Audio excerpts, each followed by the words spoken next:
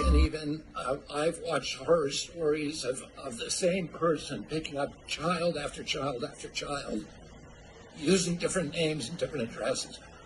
One of the addresses was a strip club. One of the addresses was a parking lot. One of the addresses was an empty lot that was filled with shipping containers. And this character was getting all these kids. One person got 42 kids to one address. What we're doing now is DNA testing on every sponsor. We're doing personal identification. We're doing background checks, and we're doing income verification. Thank you, Mr.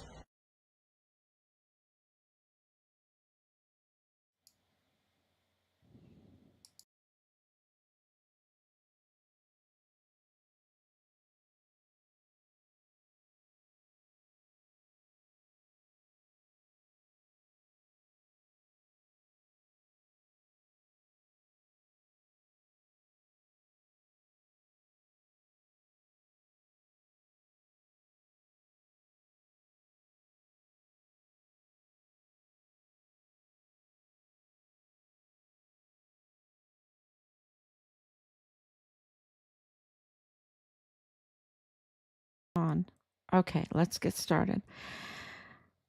Okay, so I just want to say thank you so much to the very talented person who put that together. That was really amazing.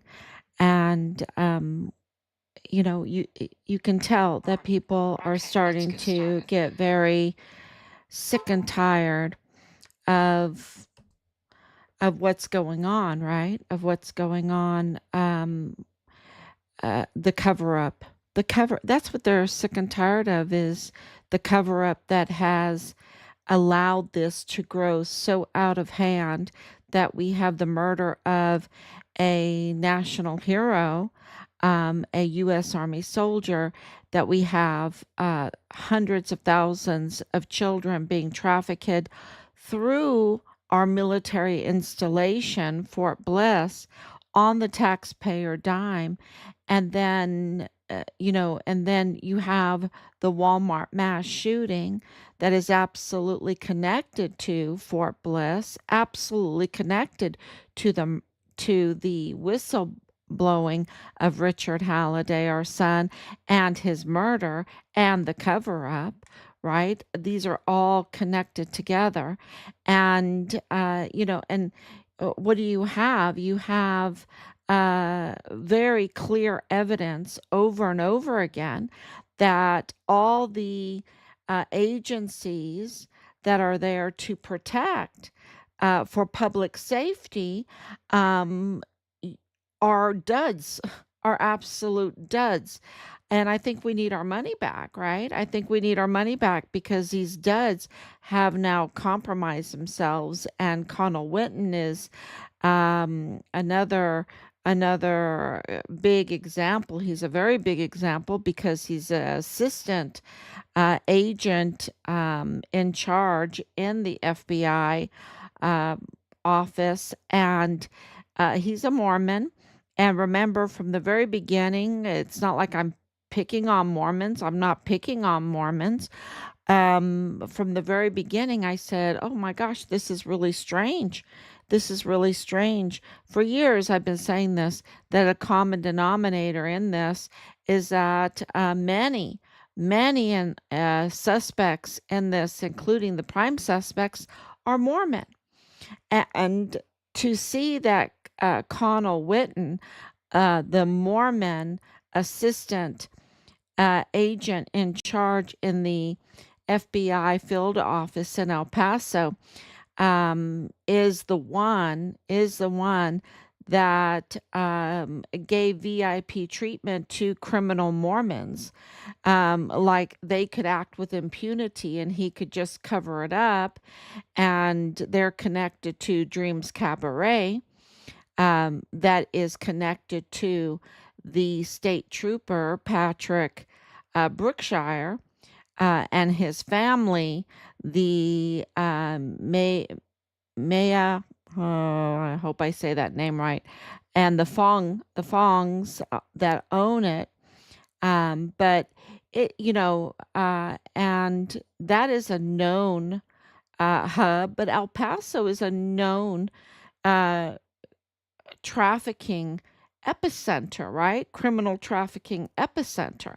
So you would think that the FBI would put their best at the El Paso field office and make their best of their best the assistant agent in charge, right? But no, we have a dud that gives VIP treatment to his fellow Mormons that are criminals, which makes him a criminal, right? He is a criminal because you have what is the result? Hundreds of children that have been trafficked through a military installation on taxpayers' dime that are now mostly dead.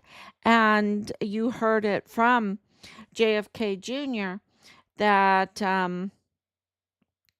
that they uh, that they were dropping off what he said 42 children, um, that one person would get 42 children, and then they would drop them off at a strip club, a vacant lot, you know. And here you have Dreams Cabaret. And how many red flags does an assistant agent in charge need when you have a strip joint with a vacant lot beside it, with tactical move storage units, or what you would call shipping units, shipping containers, and then you have the Texas Department of Transportation right next to it, and then you have the Socorro ISD property right there that has to do with children, and then you have the FedEx freight right there. uh, how many red flags do you need? Because all of those areas, right, all of those areas have tons of cameras. And one stripper came on, find Richard Halliday, and said, look, lady, they have so many cameras. You're right, they have so many cameras. But when you have an FBI agent in charge, giving you VIP treatment to be criminals, to operate with impunity, and it's not just him, there's others, right? Then you can have all the cameras you want, taking pictures of all kinds of things, and you can still do your criminal trafficking um, a- activities. And this is, and just, laugh. And this is why he's such a dud. Why, we should get our money back. We should absolutely get our money back. And gather together and ask for our money back, because we are not getting honest services, which is a crime to be deceived like this with all of our agencies, and then charge us taxpayer money, our hardworking money, and then not give us the service that we're paying them to give us, because absolutely the evidence, not me at all. Take me out of this. Just look at the evidence that we have presented. Oh, and yes, of course, you're going to see our name because it'll say, oh, who exposed of my Yella family being all over this Walmart mass shooting? And they're the Patrick Crucius's family. And weren't we told that Patrick Crucius didn't know anyone in Walmart, that it was just random? Who exposed that? Oh, it was the Gold Star family of Richard Halliday that exposed that. Oh, okay. What about the judges on the El Paso Criminal Law Magistrate Court? Um, who exposed that? Those are all frauds. They're supposed to be elected, but none of them are elected. And according to the Constitution, they're all frauds. They're all rogue. They've just botched every case. They're criminal. They're criminal because they're imposters. They are impersonating a judge, and they're not, because they're not elected as the Texas Constitution requires. And that position needed to be elected since 2015, because it got full jurisdiction. And a court with that kind of power, full jurisdiction, must have elected judges. The people must choose them. And that's not the case. So they are impersonating judges. Who broke that story? Oh, it's the Gold Star family of Richard Halliday, the national hero. Oh, what about the rogue, the illegitimate DA's office? We don't have a DA, an active DA in the that is legitimate in the El Paso 34th Judicial District Attorney's Office. The prosecutor's office is broken because Montoya, if that's his name, used the fake 2028 stamp. He didn't sign the anti-bribery statement of officer in a timely manner before he took the oath of office, which voids his oath of office according to the Texas Constitution. I thought they're supposed to be defending the Texas Constitution, prosecuting the criminals that go against the laws of the land. But they themselves are broken. And the same thing with Bill Hicks. We haven't had a legitimate DA in that office since Yvonne Rosales. She's the holdover prosecutor. She's still the legitimate DA, holdover DA. Who broke that story? Oh, yeah, it was the Gold Star family of Richard Halliday, the national hero, the whistleblower, who was murdered for reporting the criminal trafficking and that the cartels were in on this and the Fort Bliss was in on the Walmart mass shooting. Oh yeah, that family. Oh my gosh. Who broke the story with this Patrick Brookshire, bullying them because the DPS top cop, Jose Sanchez, the district director, right, is on his duty time with his duty vehicle, taxpayer vehicle, with his whole garb on, right? Don't they pack? Don't they pack? But he's too busy doing frisky business, going up the dress of some kind of cartel chauffeur. I mean, she has like a fleet of vehicles. Just about half of them are DV plates, disability veteran plates, to give quick parking, and doesn't have to worry about paying for parking or anything like that. I mean, all these little benefits.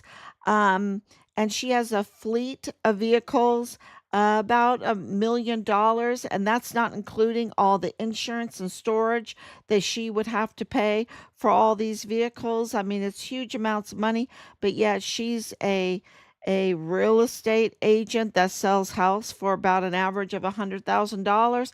I don't think that those equal out too much, right?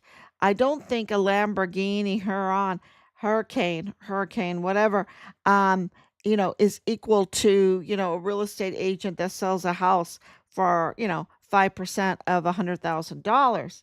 Um, and still has overhead. Thank you, Laura, so much. We can't hear. Oh, thank you. Now we can. Thank you so much.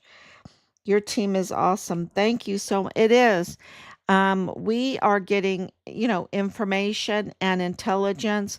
We're the ones exposing all of this. Can you imagine the federal courthouse is related to Patrick Crucius, Michael Mayella, the manager of the federal courthouse? And then what about Chavira and A&R Chavira Auto Group and their targeting of Richard with a car? Richard had told us he wasn't going to get a car because he applied to leave. He wanted to leave. He asked for a transfer. He asked to be deployed again because it was so bad there. So, and they denied him. They denied. And so, this A&R Chavira Auto Group that functioned illegally, right? Um, is related to Manny Chavira, of the chief of police of the El Paso ISD, which schools in the El Paso ISD have tunnels underneath. Who exposed all that? Oh, it's the Gold Star family of Richard Halliday, right? And of course, Delia Briones, she's a big one, y'all. She's very, very big because she's the one that stamps. She's the one that seals. She's the one that gives the appearance of legitimacy, even though she messed up with Montoya with the 2028 stamp. But, all of this funeral business, who exposed that? Oh, yeah, it was the Gold Star family of Richard Halliday, that they're trafficking corpses from funeral home to funeral home across the border. And then they lie to the families while they're doing that and say, oh, here's your loved one's ashes in an urn, while they're they're trafficking the body, and then letting them stay in a plenitude crematorium, left to rot for years and years. Um, and yes, you heard me right. Collecting on unidentified migrant humanitarian aid. See, this is how evil these people are. They don't even respect humanitarian aid. They don't respect our taxes. They don't respect our soldiers. They don't respect our military installation. They don't respect they just don't respect our children. They don't respect anything. They are all evil for themselves, very, very greedy. And the thing is it makes them totally miserable because, believe you me, a lot of these people, as greedy as they are, they've all, almost all of them, have declared bankruptcy. They've all have major problems that they've laid out in court, like Leilani Hart's affidavit that she notarized, that implicates her and her family in facilitating and engaging in the worst type of crimes against children, being in possession of the films of the worst type of crimes against children, illegal weapons purchases, her family, men being engaged in the worst type of crimes against each other. That is absolutely illegal for Dallas Hart to do that while he's in uniform. You can't just do whatever you want in your bedroom. You can't just do whatever you want in your bedroom. And anyone that says that, oh, in my privacy of my bedroom, I can do whatever I want. No, you can't.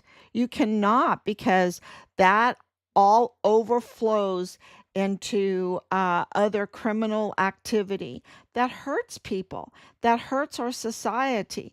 There's a reason for saying that you can't do those things to your brother, that your father can't do those things to you, and whatever and however. But that's all in the affidavit. And you can't do that to a 7-year old, right? You can't engage in the worst type of crimes against a 7-year old in Leilani Hart's master bedroom. You can't do that, right?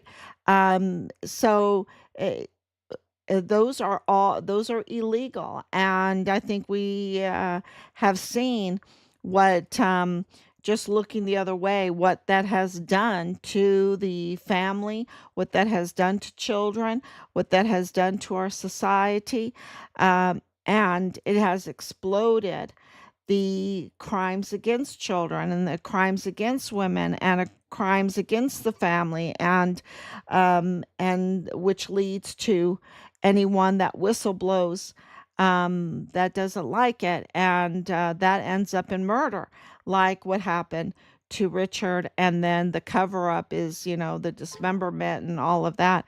So and then they sell off the body parts and try to cash in. I mean, their evil is never satisfied. It's never satisfied, and one leads to the other.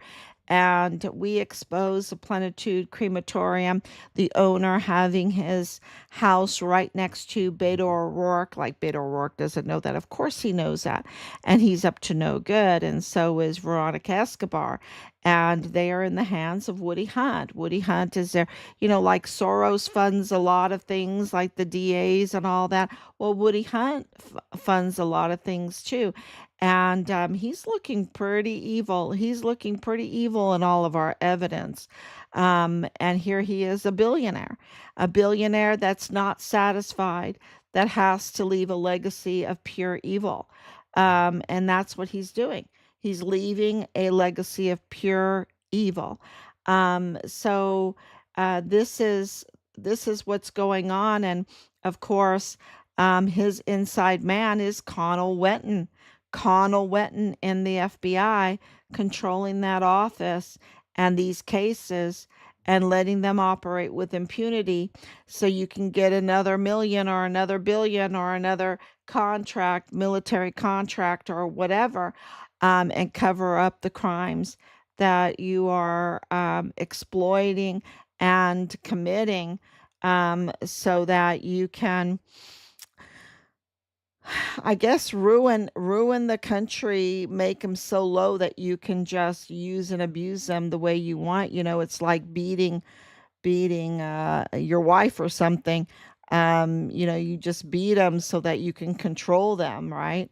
And El Paso has been getting a terrible violence, and in Juarez also, which this goes over to Juarez because there's two Mormon temples, one in Colonial Juarez and one right there in Juarez.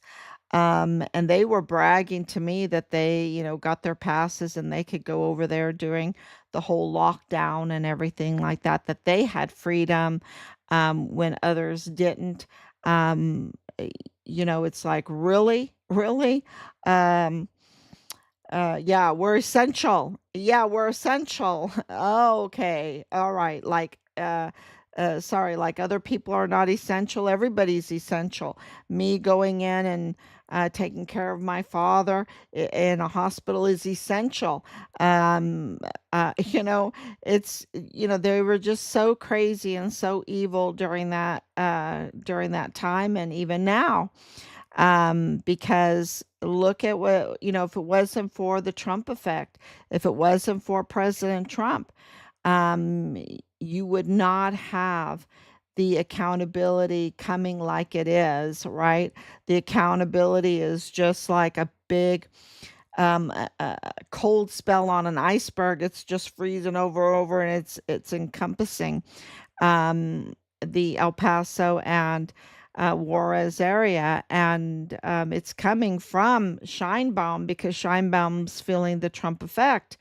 And so that's why you had these police all be, well, they weren't even police. They were impersonating police because their licenses were let to expire and the weapons that they had were cartel weapons. And, and that was all shut down, right? And a total police force was in the hands of the cartel. Okay. And the article was saying all of them are like this. And so, you really see a lot of exposure in Juarez that you would never see before. And that means the accountability has begun, is absolutely a force, a force right now. It's really a declaration of war against the cartels, against the FTOs. So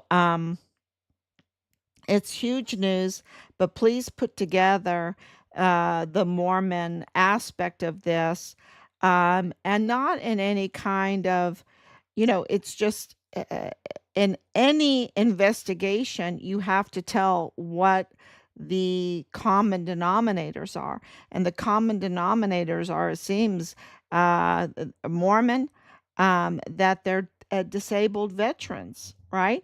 They all seem to have been paid off with these huge disabled veteran benefits. um, and with Daniela Nergari, the DV license plate, it's not to put on luxury vehicles, a whole fleet of them. That's stolen valor, I think. I think that is just fraud. But we'll see. We'll see if that's the determination. Um, and we have to uh, absolutely keep this going for the safety of El Pasoans and reaching over to Juarez. I remember when I went over there many, many times, like 3 dozen times when I was there, um, they were just crying on me. I remember a person giving me a cross, and about 30 minutes later, another family member came up and was crying on me, and I gave her the cross that was just given to me to pray with her and said, take it for some comfort, right? Take it for some comfort because this is just. It's just too much. It's just too much. They've just put us through too much, and accountability must happen, and not accountability like a slap on the hand. We're talking about the death penalty. We're talking that these crimes are so egregious, and this is what I was saying about the 2 letters that we received from President Trump. The first letter was about that, about the accountability that he's seeking the death penalty, and that is a great comfort to us because these crimes are so egregious. What Plenitude Crematorium has done that is connected to mortuary operations of Fort Bliss, what they have done, the trafficking of children, so many of them, um, just all the fraud. Uh, it's just such a huge security breach what they've done that it's treasonous. It's uh, from our generals, absolutely.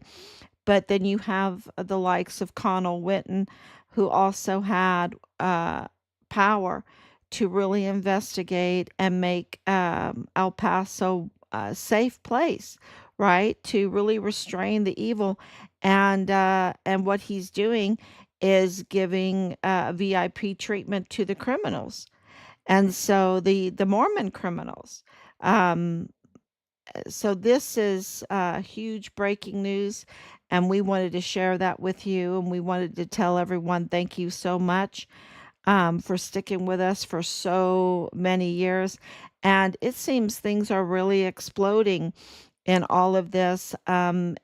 People are starting to understand what we have exposed and starting to put the pieces together, and that is and sharing it and sharing it and sharing it and sharing it, and that means that we are a government of the people, by the people, and for the people, and that's why they spend so much money to get our vote, but we don't always realize how powerful that is, that we do have the power amongst us to move the justice in our favor, to move accountability in our favor.